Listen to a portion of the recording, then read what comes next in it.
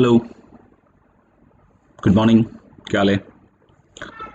मेरे ख्याल से इंडेफिनिट इंटीग्रेशन में हम लोगों ने लास्ट लेक्चर में क्या देख लिया था? By parts, right. और बाई पार्ट्स में मुझे लग रहा है कि मैंने लास्ट में आपको एक सवाल दिया था, इंटीग्रल एक्स स्क्वायर ई की पावर 3x। याद कीजिए। तो किया होगा, मेरे ख्याल से बहुत सारे बच्चों ने किया होगा। ठीक है, तो हम इसको आई मान लेते हैं, ठीक है। और आप लोगों ने देख लिया होगा कि ये बाई पार्ट्स से ही हो रहा होगा, राइट। बाई पार्ट्स में भी दिख रहा होगा कि ये जो टर्म है अलजिब पॉलिनोमियल है और ये एक्सपोनेंशियल है। तो बाई पार्ट्स में अब आपको समझ में आ गया होगा, क्या समझ में आ गया होगा बच्चे, कि इसको हम लोग को क्या मानना है, सेकंड फंक्शन इसको नहीं, हाँ इसको सेकंड और इसको फर्स्ट मानना है, 8 ए ई नहीं। तो हम लोग लेंगे, अगर इसमें बाई पार्ट्स लगाते हैं तो first function as it is into integral of second like this, फिर माइनस कितना आएगा एक्स स्क्वायर का डेरिवेटिव दैट इज 2x और इनटू कितना आएगा ई की पावर 3x/3 इसका इंटीग्रल नहीं। अब आपको ये चीज समझ में आ गई होगी कि ये तो एक्स स्क्वायर ई की पावर 3x/3 आ गया, लेकिन जो अगला टर्म है नहीं, जो अगला टर्म है, ठीक है ना, इसमें आप 2/3 बाहर निकालोगे और ये फिर से एक बार बाई पार्ट्स के लिए तैयार हो जाएगा। तो मैंने जैसा पहले भी बोला था कि जरूरी नहीं कि इंटीग्रल हो ही जाए, तो हो सकता है इसके आगे भी अपन सब्स्टिट्यूशन कर रहा हूँ या कुछ ऐसी चीज कर रहा हूँ, लेकिन इस बार क्या हो गया, फिर से एक बार आपको दिख रहा है बाई पार्ट्स के लिए बन गया है। आप बोलोगे सर बाई पार्ट्स कैसे बन गया? देखो ना, एक्स स्क्वायर से 1 डिग्री कम हुआ था, यानी एक बार और बाई पार्ट्स लगेगा। तो अब अगर इसमें फिर से बाई पार्ट्स लगाते हो आप, तो ये क्या बनेगा, एक्स स्क्वायर ई की power 3x/3 minus 2/3 first function as it is. तो कितना हो गया first function as it is x into integral of second that is e की पावर 3x/3 और plus sorry minus integral x का derivative 1 हो गया, अब हो गया ई की पावर 3x/3 dx। यानी यहां से आप देख सकते हो कि ये इंटीग्रल क्या है भैया, एक्स स्क्वायर ई की पावर 3x/3 माइनस 2x/9 ई की पावर 3x और प्लस, अब बोलोगे प्लस कैसे, ये दोनों माइनस माइनस प्लस, और ये 2/3 और 1/3 कितना हो जाएगा 2/9, और इसके इंटीग्रल में एक और 1/3 आएगा, तो दैट इज 2/27 ई की पावर 3x। ये समझ में आ रहा है ना कि 1/3 बाहर आएगा, -1/3 -2/3 के साथ मिलकर 2/9 बनाएगा, और ई की पावर 3x के इंटीग्रल में एक बार और ई की पावर 3x/3 आएगा, तो दैट इज प्लस सी। तो हम लोग बोल सकते हैं क्या कि ये जो है ये अल्टीमेटली क्या बन गया, इसके इंटीग्रल की वैल्यू समझ में आ गया। This is the value of the integral, right, integrate होने के बाद। अब इस चीज को थोड़ा और क्लोजली, जैसे मैंने बोल दिया इसको मेथड 1 कि अपन ने 2 बार बाई पार्ट्स लगाया। यहाँ पे अगर x square plus x plus 1 भी होता, यानी कि a x square plus b x plus c type का भी स्ट्रक्चर रहता, तो भी यही करते आप। जरूरी नहीं कि सिर्फ एक्स स्क्वायर में, मतलब पॉलिनोमियल अगर 2 डिग्री का है तो a x square plus b x plus c तब भी यही करते, क्योंकि पहली बार में x square plus b x plus c आ जाता, इधर 2ax प्लस बी आता, फिर 2ax प्लस बी को फिर से अगर आप डिफरेंशिएट करते तो 2a आ जाता फाइनली। यहाँ पे समझ में आ गया, इस जगह पे क्या आ जाता है 2a आ जाता, समझ में आ रहा है ना। यहाँ पे x square plus b x plus c होता, यहाँ 2ax प्लस बी आता, और यहाँ सीधा 2a आता। तो वही काम करना पड़ा, 2 बार बाई पार्ट्स ही लगाना। अगर यहाँ मान लो ax cube plus b x square plus c x plus d type का होता, क्यूबिक होता, कहने का मतलब, ठीक है ना, x cube not necessarily, cubic में एक्स क्यूब प्लस 1 भी हो सकता है, x cube plus x plus 1, मतलब जनरली हम लोग बोल रहे हैं x cube plus b x square plus c x plus d type का होता, तो हम लोग बोलते हैं यही बाई पार्ट्स कितनी बार लगता, 3 बार। तो आपको दिख रहा है कि ये जो लेंथीनेस है ये बढ़ता जाएगा। तो एक मेथड तो ये है। मेथड 2 क्या है, मेथड 2 हम लोग बोल रहे हैं कि इसके फाइनल रिजल्ट को ऑब्जर्व करके मैं सोच पा रहा हूं।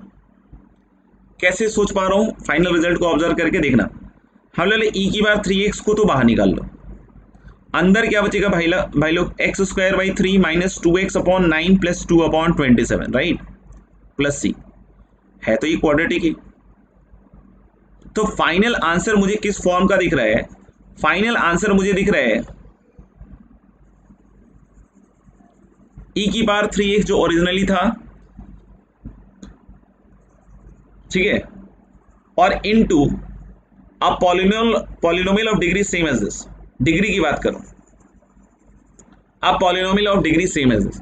आप सोचो कि ये सेम डिग्री का रहेगा क्या, बिल्कुल हमेशा सेम डिग्री रहेगा, क्योंकि पहली बार में तो ये यूं का यूं छप रहा है ना भाई, पहली बार में वो यूं का यूं छप रहा है, जो भी वहां a x square plus b x plus c रहता तो यहाँ भी a x square plus b x plus c आता, और आगे ये डिग्री डिकम्पोज हो रही है, गिर रही है, नीचे जा रही है। यानी अल्टीमेटली जब कॉम्बिनेशन लोगे, क्योंकि ई की पावर 3x तो सब जगह रहेगा ही रहेगा, सब जगह रहेगा ना ई की पावर 3x, और जब निकालोगे तो एक क्वाड्रेटिक ही रहेगा।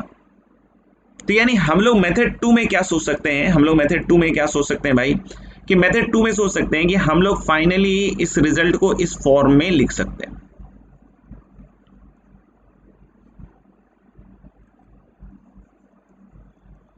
This we can write as e की पावर 3x इंटू कितना आ जाएगा a x square plus b x plus c. अब बोलोगे ये कैसे लिखा, फिर वही जो मैं अभी सोच बतला रहा था अपनी, कि फाइनली तो e की पावर 3x के साथ एक क्वाड्रेटिक आएगा। यहाँ पे d को हम लोगों ने कांस्टेंट ऑफ इंटीग्रेशन बोल दिया। फाइनल रिजल्ट इस फॉर्म का होगा। तो ये नहीं कि सर हो गया भाई, एबीसी निकालना पड़ेगा मेथड 2 में। तो इसको निकालने के लिए हम क्या कर सकते हैं कि लेट अस डिफरेंशिएट। क्या करते हैं, लेट अस डिफरेंशिएट। तो अगर आप इसको डिफरेंशिएट करने पाइएगा, नहीं, दूसरा तरीका ये है कि फाइनल रिजल्ट लिख दिया। अब कोई बोलता है कि सर यहाँ क्यूबिक रहता तो क्या करता है, क्यूबिक लिख देता भाई, क्योंकि क्यूबिक तो पहली बार में तो क्यूबिक ही छपता ना। आप सोच लो ना यार, मैं इतना बोल रहा हूँ, आप भी तो सोच लो थोड़ा सा। तो लो लेके इसको डिफरेंशिएट करेंगे तो ये बनाएगा एक्स स्क्वायर ई की power 3x, and on this side this is going to be 3 into e की power 3x into ax square plus bx plus c, product rule लगा रहे हैं, एंड फाइनली e की पावर 3x और ax square plus bx plus c को हम लोग कितना लिख सकते हैं 2ax प्लस b। तो ये जो e की पावर 3x है इसकी कटाई होगी, और जो बचा हुआ है आप देख लो ना क्या बन रहा है, एक्स स्क्वायर, और इधर बन रहा है 3a एक्स स्क्वायर प्लस, बोलो क्या बन रहा है 3b plus 2a into x, और प्लस 3c प्लस b। देख लो एक बार। तो मैं क्या कहना चाह रहा हूं कि अगर ये बचा तो ये तो आइडेंटिटी हो गया ना, क्योंकि अगर इनिशियल वाले में दोनों साइड सेम था तो ये तो एक आइडेंटिटी हो गया। आइडेंटिटी होने का मतलब क्या हो गया दोस्त, आइडेंटिटी मतलब होने का हो गया क्या कि दोनों साइड कोएफिशिएंट इक्वेट कर सकते हैं। मतलब 3a इक्वल टू 1 होगा तो a इक्वल टू 1/3 होगा, नहीं 3b प्लस 2a इज 0, और a 1/3 है तो b की वैल्यू मुझे लग रही है -2/9 आएगी, और 3cb प्लस b 0 हो गया तो c की वैल्यू -b/3 आएगी, मतलब मुझे लग रहा है 2/27 आएगी। यानी आपको पता चल गया कि हम लोग जो यहाँ e की power 3x into x square plus b x plus c लिख रहे थे, ये एक्चुअली क्या आएगा e की power 3x x square by 3 minus 2x/9 plus 2/27 plus constant of integration. क्या आप देख पा रहे हो कि ये दोनों सेम ही रिजल्ट आया,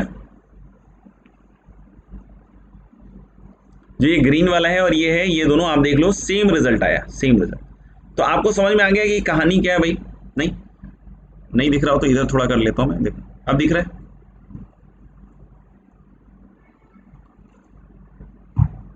तो आप ये भी तरीके को यूज कर सकते हैं, कहीं कोई दिक्कत नहीं है। अब एक तीसरा तरीका है जिसको आप जनरली यूज मत करना बोर्ड में, ठीक है ना, मेंस और एडवांस में कर सकते हैं अगर इस तरह का कुछ आ जाता है तो। तीसरे तरीके को हम लोग बोलते हैं टैबुलर इंटीग्रेशन। तीसरे तरीके को हम लोग क्या बोलते हैं, टैबुलर इंटीग्रेशन।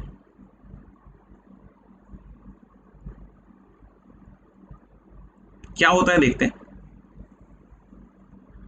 लॉजिक बेस्ड है, नहीं समझ में आया कोई बात नहीं, बस मैं जो बतला रहा हूं उसको अपन दिमाग में डाल लें, ठीक है। आप देख रहे हो कि इस पर्टिकुलर जब भी इस तरह का, और अब पूछोगे टैबुलर इंटीग्रेशन कब लगा सकते हैं, कोई दिक्कत नहीं है, पूछ सकते हो, कोई दिक्कत नहीं है, ठीक है। बताऊं नहीं बताऊं, बता देता हूं। हम लोग बोले कि टेबुलर इंटीग्रेशन कब लगा सकते हैं, जब एक तो क्या हो, सुनना, एक तो क्या है पॉलिनोमियल और दूसरा जैसे एक्सपोनेंशियल है। पॉलिनोमियल मतलब simple x square plus b x plus c type का, एक्स क्यू प्लस, पॉलिनोमियल समझते हो, ठीक है, मेरे ख्याल से इतना तो। और दूसरा क्या है एक्सपोनेंशियल ई की पावर एक्स टाइप का, ठीक है। दूसरा हो सकता है कि पॉलिनोमियल, दो प्रोफाइल्स में आप लगा सकते हो, एक तो है कि पॉलिनोमियल इनटू सिंपल एक्सपोनेंशियल्स, नहीं तो इस केस में आप लगा सकते हो। और दूसरा हम लोग बोल रहे हैं कि पॉलिनोमियल इनटू ट्रिग्नोमेट्रिक, यहां भी आप लगा सकते हो। कैसे लगाना है, क्या लगाना है, उस पर बात कर लेते हैं। नहीं समझ में आए, यू कैन लीव दिस। कुछ बच्चों को आ जाता है, मोस्ट ऑफ द बच्चों को आ जाता है, बट अगर लग रहा है कि नहीं यार मेरे तो नहीं समझ में आया, तो आप सोच लेना है कि आउट ऑफ सिलेबस है, कोई दिक्कत नहीं है, ठीक है ना। फोटो खींच के डालने से कुछ नहीं होगा, क्या करना है बस वो देख लेना, फाइनली आप रिजल्ट एंजॉय करना, वो सबसे ज्यादा जरूरी है। देखना, इसमें एक फंक्शन कंटिन्यूअसली डिफरेंशिएट हो रहा है और एक फंक्शन कंटिन्यूअसली इंटीग्रेट हो रहा है। एक फंक्शन कंटिन्यूअसली डिफरेंशिएट हो रहा है और एक कंटिन्यूअसली इंटीग्रेट हो रहा है। जैसे ये कंटिन्यूअसली क्या हो रहा है बोलो, डिफरेंशिएट, और ये कौन सा हो रहा है, इंटीग्रेट। तो मैं याद रखने के हिसाब से बतला रहा हूं, याद रखने के हिसाब से, कि हम दो कॉलम बनाने वाले हैं। क्या बनाने वाले हैं, दो कॉलम बनाने वाले हैं। और सबसे पहले क्या लिखने वाले हैं, सुनना ध्यान से, हेलो हेलो, दो कॉलम बनाने वाले हैं। क्या हो गया उसको आज,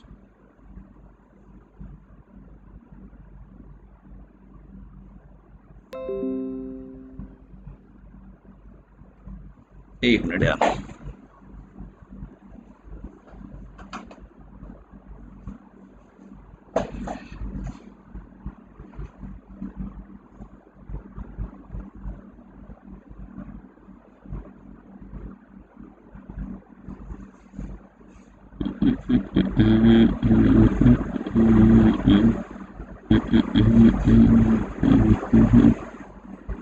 ये क्या,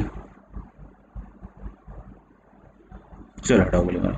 हेलो ले क्या कि हम लोग दो कॉलम्स बनाने वाले हैं, ठीक है। और एक तरफ वो फंक्शन लिखेंगे जो कंटिन्यूअसली डिफरेंशिएट हो रहा है और एक तरफ वो फंक्शन लिखेंगे जो कंटिन्यूअसली इंटीग्रेट हो रहा है, ठीक है। आप ऐसे टेबल ना भी बनाओ तो भी चल जाएगा, ठीक है। आप ऐसे टेबल मतलब ऐसे ना भी बनाओ तो भी चल जाएगा, मतलब सॉरी टेबल, ठीक है ना। तो हमने एक फंक्शन जो कंटिन्यूअसली डिफरेंशिएट हो रहा है और एक कंटिन्यूअसली इंटीग्रेट हो रहा है। पहले हमने क्या सीखा है, डिफरेंशिएशन, तो पहले हम डिफरेंशिएशन लिखेंगे और बाद में क्या सीखा है, इंटीग्रेशन। याद रखने के हिसाब से बतला रहा हूँ, ठीक है ना, याद रखने के हिसाब से कि पहले डिफरेंशिएशन सीखा है तो डिफरेंशिएशन, और फिर कितना क्या लिखेंगे, इंटीग्रेशन। डिफरेंशिएट कौन हो रहा है, एक्स स्क्वायर, तो पॉलिनोमियल वाला डिफरेंशिएट हो रहा है, बार बार पॉलिनोमियल वाला डिफरेंशिएट हो रहा है, तो उसको तब तक डिफरेंशिएट करो जब तक जीरो ना हो जाए। सुन रहे हो, हम लोगों ने दो दो कॉलम बना लिए, एक डिफरेंशिएशन जो बार बार डिफरेंशिएट हो रहा है, आप हर बार देख लो ना, एक्स स्क्वायर वाला बार बार डिफरेंशिएट हो रहा है, और एक तरफ एक इंटीग्रेट हो रहा है। तो हम लोगों ने कि जो डिफरेंशिएट हो रहा है उसको एक कॉलम में लिख दिया, पहले याद रखने के हिसाब से बतला दिया, डिफरेंशिएशन सीखा है तो पहले डिफरेंशिएशन लिख लेना। इधर हम लोग बोले इंटीग्रेशन लिखो, इसका इंटीग्रेशन क्या हो जाएगा, e की पावर 3x/9, e की पावर 3x, सॉरी हाँ, एक तो होगा e की पावर 3x, ये ओरिजिनल फंक्शन था और ये भी ओरिजिनल फंक्शन था, इसको डिफरेंशिएट करते गए, इसको इंटीग्रेट करेंगे अब, तो e की पावर 3x/3, फिर जब पहली बार जीरो आया तब तक लिखो, तो यहां तक जीरो आया, देख लो, एक्स स्क्वायर e की पावर 3x, 2x e की पावर 3x/3, 2 दिस 0, यहां पे छोड़ देना, समझ में आ गया। अब क्या करना है, इसके बाद क्रॉस कनेक्ट करना है। अरे यार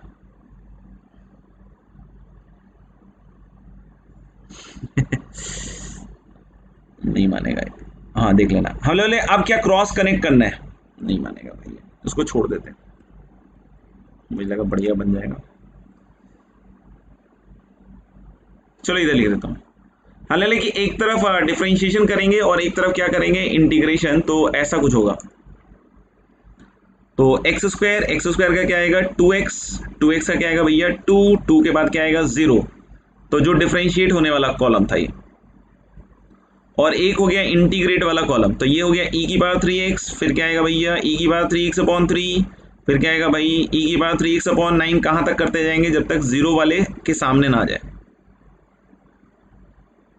अब क्या करना है, इसको क्रॉस कनेक्ट करना है, क्योंकि आप याद करो कि पहले का फर्स्ट फंक्शन पूरा आ गया था और दूसरे वाले का इंटीग्रेशन आया था, ऐसे ही दूसरे में दूसरे वाले का डिफरेंशिएशन आया था और उसका फिर से एक बार इंटीग्रेशन हुआ था, याद करो, और फिर ऐसे, और इसके आगे कोई भी कनेक्शन कर लो, 0 × 0, 0 × समथिंग जाएगा तो सब जीरो जाएगा, और ऑल्टरनेट प्लस माइनस चलेगा। समझ में आ गया कि कभी भी अगर पॉलिनोमियल इनटू एक्सपोनेंशियल हो या पॉलिनोमियल इनटू ट्रिग्नोमेट्रिक हो तो हम टेबुलर इंटीग्रेशन कर सकते हैं, ये फास्ट रिजल्ट देगा, लेकिन बोर्ड में मत करना, नहीं तो फास्ट नंबर दे देगा, ठीक है ना, बहुत फास्ट देगा, इसके आसपास दे देगा, ठीक है ना। तो बोर्ड में तो अपन मेथड 1 मेथड 2 में कोई भी यूज कर सकते हैं, समझ में आ गया। बाकी इसमें लोग बोले ऑल्टरनेट प्लस माइनस, क्यों? क्योंकि वही होता है, आप देखो ना, अगर आपने बाई पार्ट्स देखा होगा, लखन देखे होंगे बाई पार्ट्स के, तो आपको दिख रहा है ना, पहली बार में माइनस आया, पहला तो मल्टीप्लाई हो गया, एक्स स्क्वायर का एक्स स्क्वायर आ गया, इसका इंटीग्रेशन होके आ गया, एक्स स्क्वायर का एक्स स्क्वायर आ गया, इसका इंटीग्रेशन होके आ गया, फिर ये डिफरेंशिएट हुआ, फिर ये इंटीग्रेट हुआ, 2/3 आया, और जब इसमें बाई पार्ट्स लगाया तो फिर से एक बार यहाँ माइनस आएगा, तो देख रहे हैं ना, इसीलिए ऑल्टरनेट प्लस माइनस चल रहा है। अब यहाँ 2/3 9 वाइन आ गया, समझ में आ गया, तो हम लोग बोले इसीलिए ऑल्टरनेट क्या हम लोग कनेक्ट कर रहे हैं प्लस माइनस, बिल्कुल लॉजिकल चीज है, कोई दिक्कत नहीं, ठीक है ना। नहीं समझ में परेशान मत होना, ठीक है ना, अगर ये भी यूज कर पाओ तो वो अलग बात है। अब फाइनली अब आपको रिजल्ट लिखने की तैयारी करनी चाहिए, एक्स स्क्वायर ई की बार 3x/3, बहुत ज्यादा अगर लग रहा हो कि नहीं समझ में आ रहा है, कुछ नहीं हो रहा है, तो बस आप ये यूज कर लेना, ठीक है ना, अगर यूज कर लोगे तो आपका समय बच जाएगा, बाकी आपके ऊपर है, आप छोड़ भी सकते हैं। देखो बिल्कुल सेम टू सेम रिजल्ट आएगा, एक्स स्क्वायर वही है, बाई पार्ट से बस टेबुलर लगा रहे हैं, एक्स स्क्वायर ई की बार 3x/3, और इसमें लगा क्यों पा रहे हैं, क्योंकि ये इधर जीरो हो रहा है, अगर ये चलता रहता तो हम आगे थोड़ी बढ़ जाते हैं, समझ में आ गया, वो चीज का ध्यान रखना, मतलब चलता रहता मतलब कहीं ना कहीं इसको जीरो होना पड़ेगा, कहने का मतलब। तो आप देख लो इन दोनों को मिलाकर इसकी शक्लें देख लो एक बार, तो e की बार 3x कॉमन आएगा, वही x² / 3 - 2x/9, और प्लस क्या आ जाएगा 2/27 + c। तो this is going to be the fastest approach जिससे आप इस तरह के प्रॉब्लम्स को क्रैक कर सकते हैं, ठीक है। और जरूर इसको यूज करें, अगर नहीं भी समझ में आया तो यूज तो एटलीस्ट करें, एक तरफ डिफरेंशिएशन एक तरफ इंटीग्रेशन।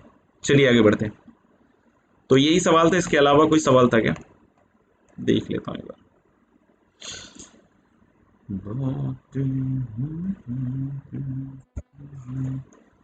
अगला हम लोग देख रहे हैं two classic integrands, two classic इंटीग्रेंट्स,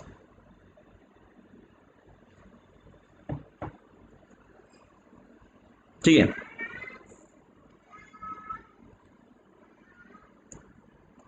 next we are watching is two classic integrant.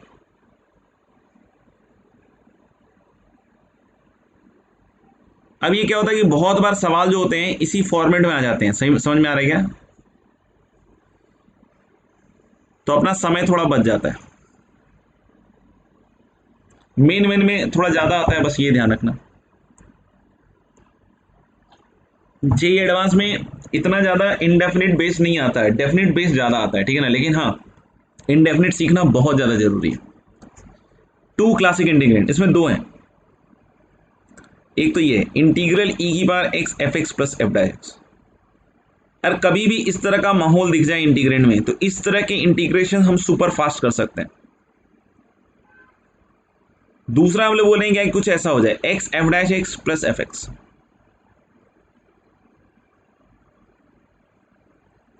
तो इस तरह के केसेस में हम लोग बोल रहे हैं कि डायरेक्टली हम आंसर लिख सकते हैं, दिस विल बी e की power x * f(x) + c, and the second one is going to be x * f(x) + c। Direct answer, मतलब विदाउट नोइंग द फंक्शन की फंक्शन क्या है, अगर f और f' लिखा हुआ है तो यही आएगा। अब लोग कैसे प्रूव होगा, तो एक तो सोच ही सकते हो, इसको डिफरेंशिएट करोगे तो ये आ जाएगा। दूसरा अगर इसको प्रूव करना है बेसिक से, तो हम लोग बोल रहे हैं इसको दो इंटीग्रल में तोड़ देते हैं, तोड़ दें क्या, e की बार x f(x) dx, और प्लस क्या आएगा इंटीग्रल e की बार x f'(x) dx, ठीक है। तो अब हम लोग बोल सकते हैं क्या कि इस वाले में क्या होगा, देखना इस वाले में हम इसको इसमें बदलेंगे। अब लोग कैसे बदल दोगे सर, आसानी से बदल देंगे, f(x) को f' में बदलना, क्योंकि अगर विदाउट नोइंग f(x) अगर ये इंटीग्रेट हो रहा है तो कुछ ना कुछ कैंसिलेशन हो रहा होगा, तो इसमें हम बाई पार्ट्स लगाते हैं, और इसको f' में बदलना है तो इसको ऑफकोर्स फर्स्ट मानेंगे, इसको सेकेंड मानेंगे। तो first function as it is into integral of second, that is e की power x minus integration sine e की पावर x नहीं, और फर्स्ट का डेरिवेटिव दैट इज f',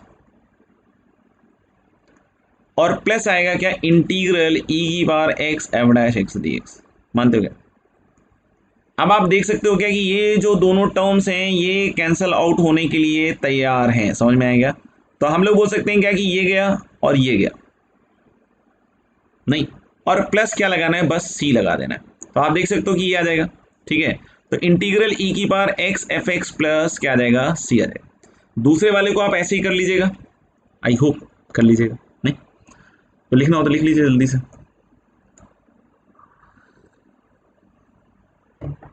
आगे अब हम लोग इसी उस पे प्रॉब्लम्स करेंगे, सही है क्या? लेकिन अभी तो हमें पता है कि यही लगाना है नहीं, पॉइंट इज अभी तो हमें पता है कि जितने सवाल हैं यहाँ यही लगेगा, ये लगेगा। बाद में इसका थोड़ा एक्सपीरियंस होना चाहिए, मतलब आपको जब ई की पावर एक्स इंटीग्रल में दिखे, इंटीग्रेंड में ई की पावर एक्स दिखे, तो आपके दिल में नहीं, थोड़ा सा समझ में आ रहा है क्या, हलचल होना चाहिए, सेंसिटिवनेस होना चाहिए, कहीं हो ना हो, नहीं हो ना हो ये वाला इंटीग्रल हो ना हो, समझ में आएगा? यानी हम लोग बोले कि हो सकता है कि अगर ई की पावर एक्स इंटीग्रेंड में है तो जो बचा हुआ फंक्शन है, जो बचा हुआ क्या है फंक्शन है, वो F x plus F dash x में टूट रहा हो। तो आप जरूर इस पॉसिबिलिटी को एक्सप्लोर कीजिए, जब कभी भी आपके इंटीग्रेंड में ई की पावर एक्स मिले तो आप हमेशा ट्राई कीजिए कि जो बचा हुआ फंक्शन अगर F x plus F dash में स्प्लिट हो जाए तो आप तुरंत उसका आंसर क्या लिख सकते हैं, ई की पावर एक्स एफ एक्स। तो ये आपके ऊपर छोड़ दिया मैंने कि आप इस तरीके से सोचिए, ठीक है? बाकी हम इस पर कुछ क्वेश्चंस करने वाले हैं, एंड आई होप कि अभी तो कोई दिक्कत नहीं आनी चाहिए ज़्यादा, लेकिन फिर भी अगर आ रही है तो मैं तो कर ही रहा हूँ सॉल्व, ठीक है ना? और आप देखिएगा कि किस तरीके से स्प्लिटिंग होती है, और आप यूज़ कर पाएंगे तो और अच्छा लगेगा।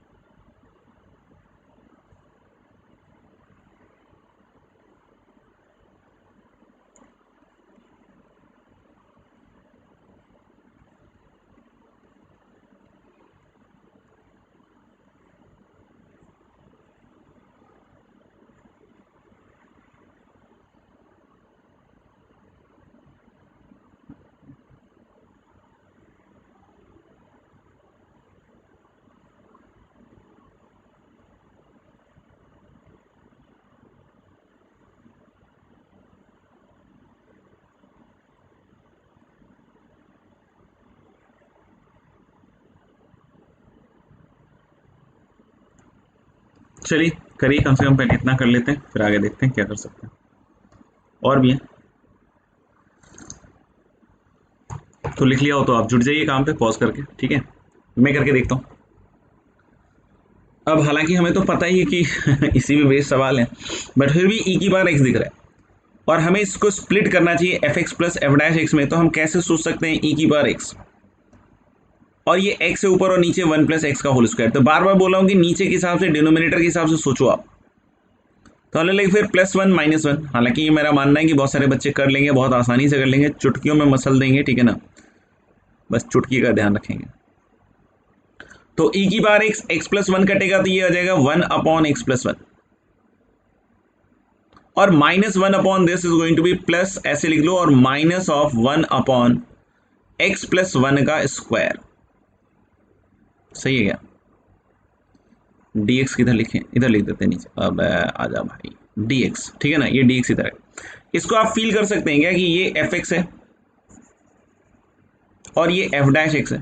नहीं, क्या अपन फील कर सकते हैं कि अगर आप इसको एफ एक्स मानेंगे तो ये एफ डैश एक्स ही है? तो हो गया ना ई की power x f x plus F dash x. यानी इसका आंसर सीधा सीधा क्या लिखेंगे हम, ई की power x upon x plus one plus c, e की power x f x, that is e की power x upon x plus one. दूसरे वाले पे आते हैं, कोशिश करते हैं, देखते हैं। वन प्लस साइन एक्स, तो साइन एक्स को तो हम हाफ एंगल से लिख सकते हैं, two sine x by two cos x by two, और नीचे जो वन प्लस कॉस एक्स है उसको हम लोग क्या लिख सकते हैं, two cos square x by to.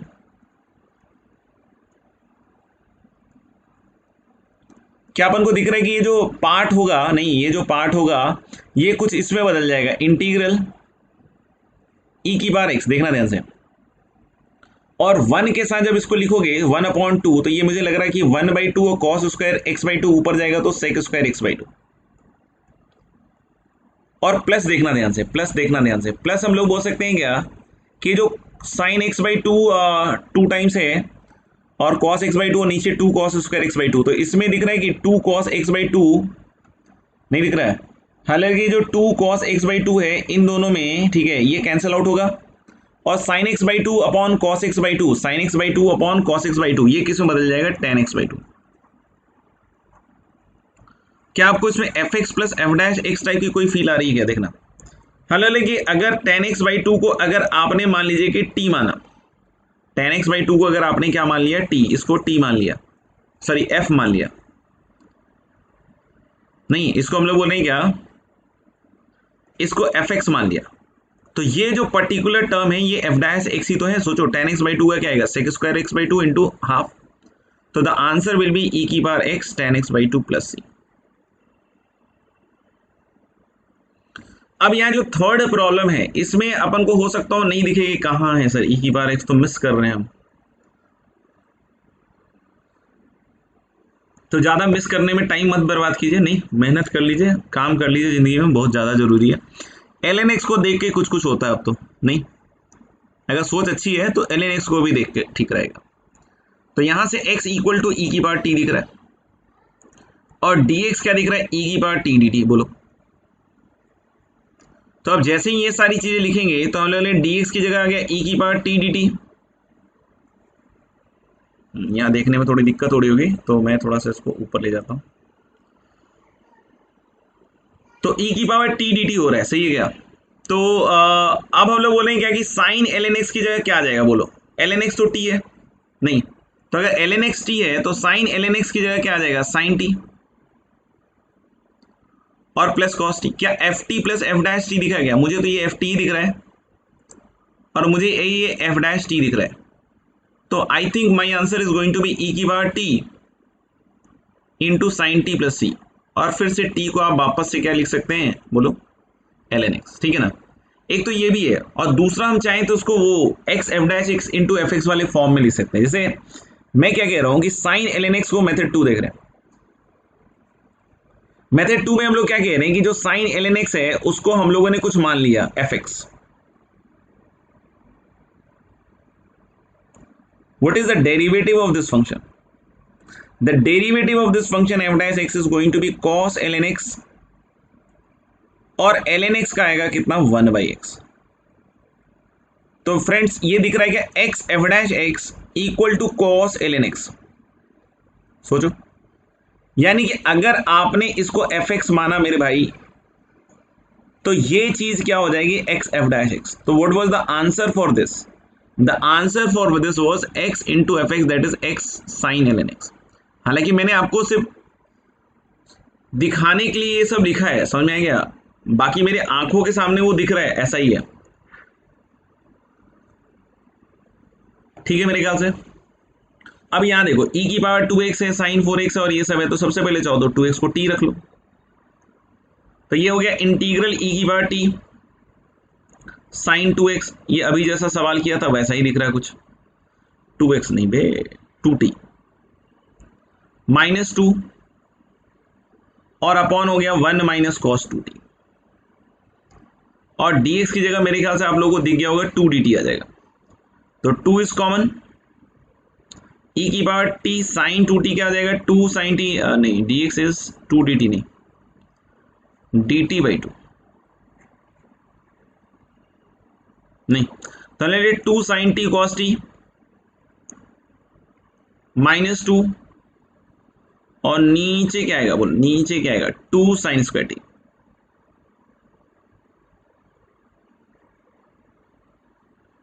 पता नहीं, देख लेना एक बार। अब यहां से हम लोग बोल सकते हैं कि ये जो 2 ऊपर से आया ये कट जाएगा, तो ये बन जाएगा फिर से, लेकिन एक 1/2 तो रहेगा ही ना भाई, हाँ, ई की पावर टी, ये 2 अंदर वाला ही कटवा दो, ठीक है ना, sine t cos t upon sine square t, तो मुझे लग रहा है कॉट टी, और minus 1 upon sine square t is cos square t, 2 cancel out हो गया, ये दिख रहा है कॉट टी का डेरिवेटिव आ रहा है माइनस कॉस स्क्वायर टी, तो इसके आगे मेरे ख्याल से आप लोग कर ही लीजिएगा, ठीक है ना।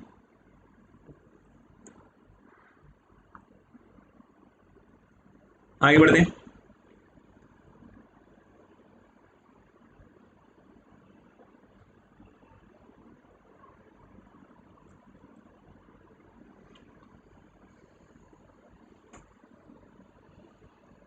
Moving on to next question.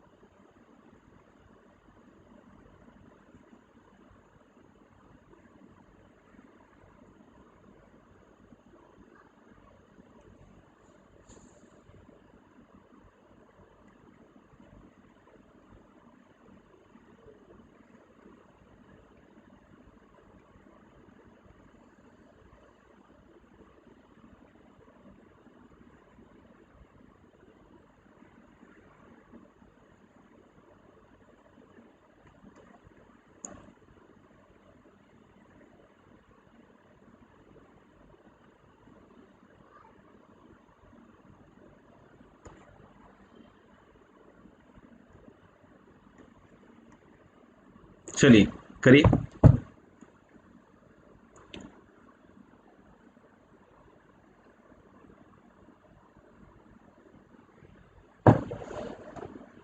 Fifth वाला देखते हैं। कॉस इनवर्स एक्स का पूरा माहौल बना हुआ है, नहीं तो कॉस इनवर्स एक्स का अगर पूरा माहौल बना हुआ है दोस्तों, कॉस इनवर्स एक्स को टी मान लेते हैं ना फटाफट। तो एक्स तो हो गया कॉस टी, इसका डी एक्स आ गया minus sine t d t. तो ये हो जाएगा इंटीग्रल ई की पावर टी, और ये क्या हो जाएगा 1 प्लस कॉस टी और प्लस 1 माइनस एक्स स्क्वायर मतलब साइन टी हो जाएगा। और नीचे देखना x प्लस 1 का होल स्क्वायर, तो मुझे लग रहा है कि ये बन गया 1 प्लस कॉस टी का होल स्क्वायर। क्या बोलते हो?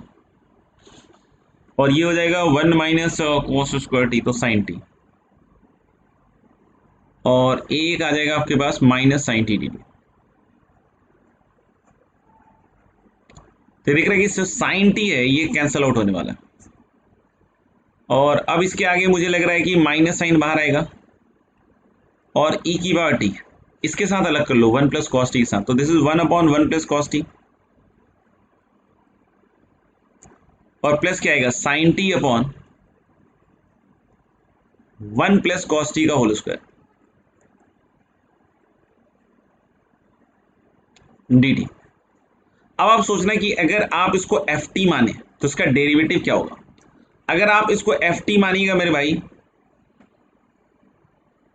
नहीं इधर लिख देते हैं, अगर आप इसको एफ टी मानते हैं तो 1/z का डेरिवेटिव माइनस 1/z स्क्वायर आएगा, माइनस आएगा, और 1 प्लस कॉस टी का माइनस साइन टी आएगा, तो माइनस माइनस क्या हो जाएगा प्लस। तो अगर मैं इसके बारे में बात करूं आपसे, तो ये आपको क्या दिखेगा एफ डैश टी। सॉल्व हो गया क्या ये सवाल? नहीं, तो हम लोग बोल सकते हैं this is going to be minus of e की power t upon 1 plus cos t d t, तो सॉरी प्लस सी, और t इक्वल टू फिर से आप क्या रख सकते हैं कॉस इनवर्स x। तो मेरे ख्याल से ये सवाल हो चुका है। अगले सवाल पे मूव करते हैं अपन।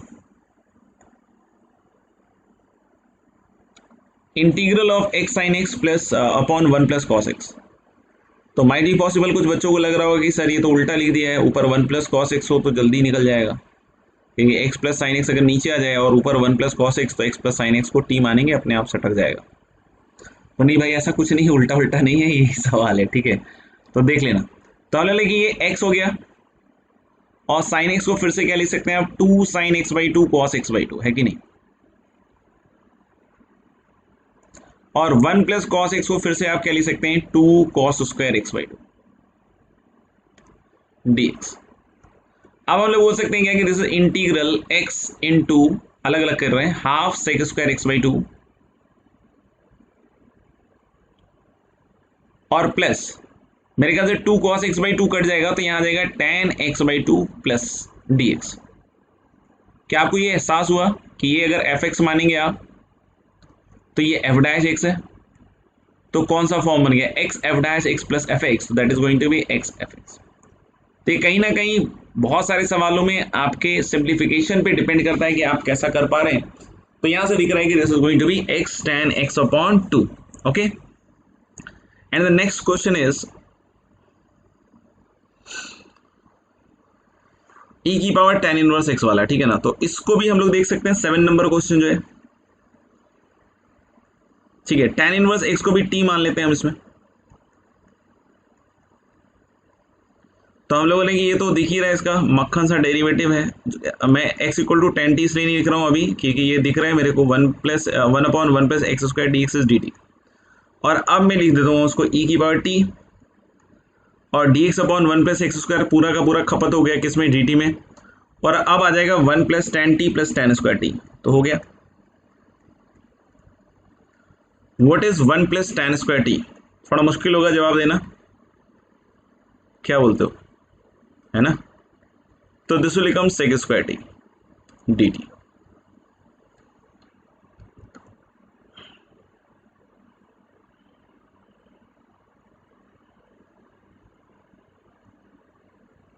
दिख रहा है क्या, दिस इज डी टी।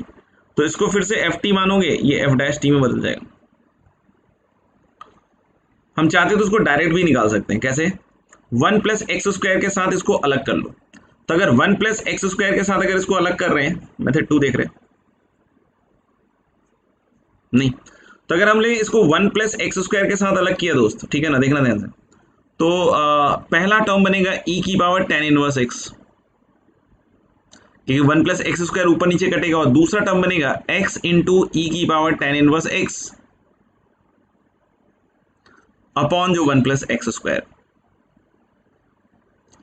ये समझ में आया कैसे हुआ, क्या हम लोग बोलेंगे अगर इसको मैंने 1 प्लस एक्स स्क्वायर के साथ अलग किया तो नीचे 1 प्लस एक्स स्क्वायर है वो कट के e की पावर tan इनवर्स x दे देगा, और ये जो मिडिल वाला x है तो x इंटू ई की power tan inverse x upon this thing आ जाएगा, ठीक है। इसको आप fx मानो एक बार। जैसे ही आप इसको fx मानेंगे ये पूरा टर्म आपको f डैश x दिखेगा। तो क्या है ये, fx plus x f dash x, तो फिर से आंसर क्या आएगा, x into f x, that is x into e की power tan inverse x plus.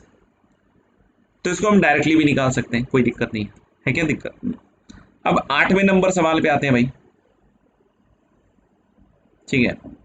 अब 8वें नंबर सवाल के लिए कुछ बच्चे क्या करते हैं कि x प्लस 3 के स्क्वायर को जानते हैं, x square plus 6 x plus 9, तो ऊपर क्रिएट कर लेते हैं, मतलब बच्चों बच्चों पे भी डिपेंड करता है, ठीक है ना। तो एक मेथड तो बच्चों वाला ये भी होता है कि e की बार x और इसी को बना लेते हैं बच्चे ऊपर x प्लस 3 का whole square, x square plus 6 x plus 9, तो माइनस x आएगा, माइनस 2 आएगा,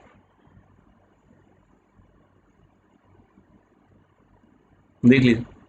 और जब इसको आप अलग अलग करके लिखिएगा तो x प्लस 3 का होल स्क्वायर कटेगा, तो एक तो इंटीग्रल e की बार x dx होगा, और एक अब बनेगा माइनस ऑफ e की बार x,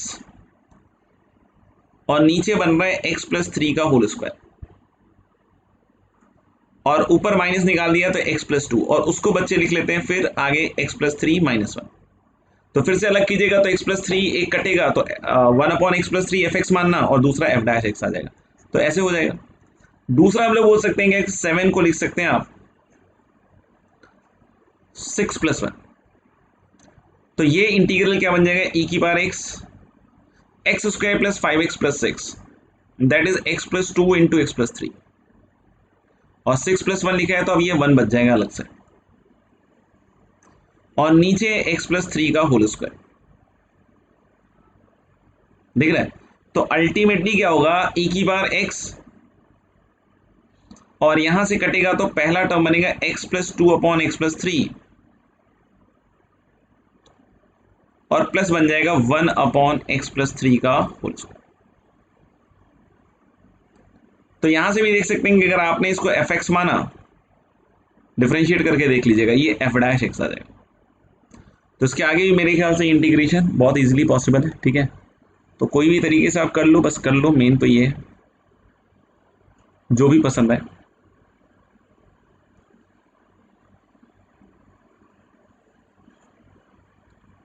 चलिए आगे बढ़ते हैं।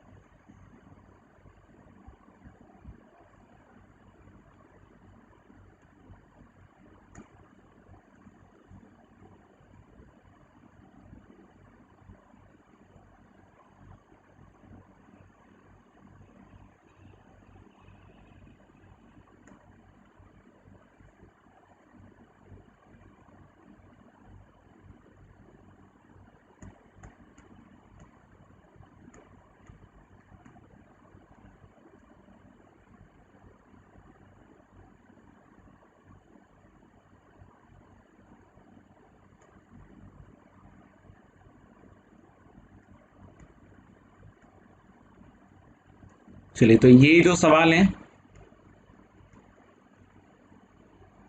ये कुछ सवालों को मैं आपको एज अ होमवर्क देता हूं ताकि आप इसको अच्छी तरीके से फाइट कर लीजिए और उस पर अपन फिर आगे कर लेंगे क्या, डिस्कस। और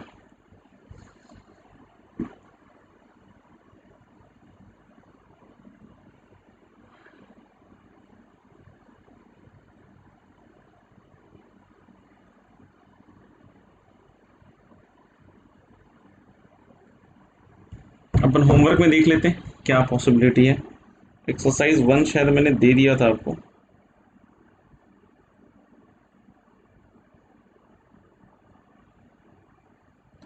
हम्म,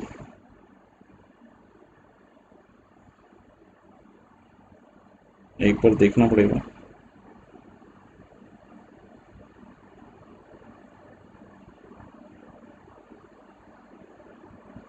इंटीग्रेशन, यस।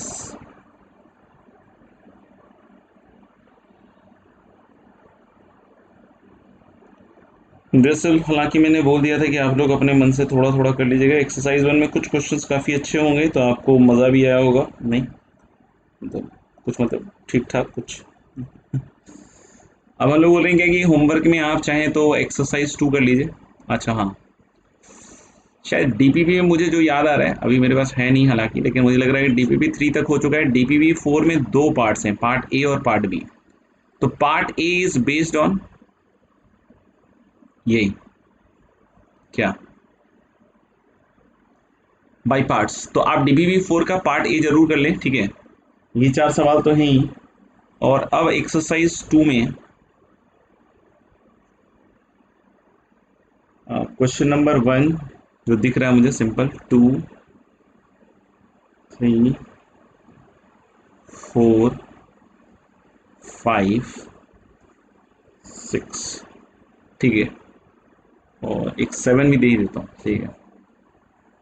तो 1 2 3 4 5 6 7 डीपीपी 4 का पार्ट ए, और ये 4 सवाल जो है इसको कीजिए।